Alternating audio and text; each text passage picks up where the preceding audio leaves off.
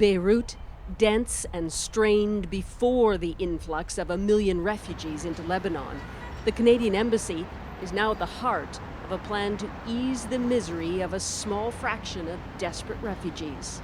We have very skilled visa officers. I just greeted another 12 who arrived in today to help with this process. Ambassador Michelle Cameron, only 9 months into the job, is managing an urgent and complex resettlement plan. We have 4 coordination meetings a day. 50 additional staff are in Beirut, another 50 are coming, arranging logistics, screening, and trying to reassure Canadians that refugees meet security criteria.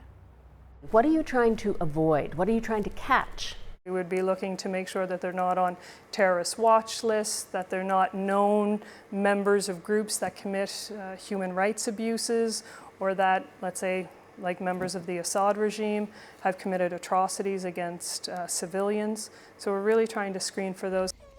Many Syrian refugees are stuck in small, poor settlements, eking out a meager existence lasting 2 to 3 years now.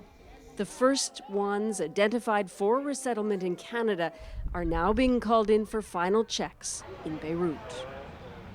As much as I love being here in Lebanon, I would love to be back in a community in Canada accepting refugees.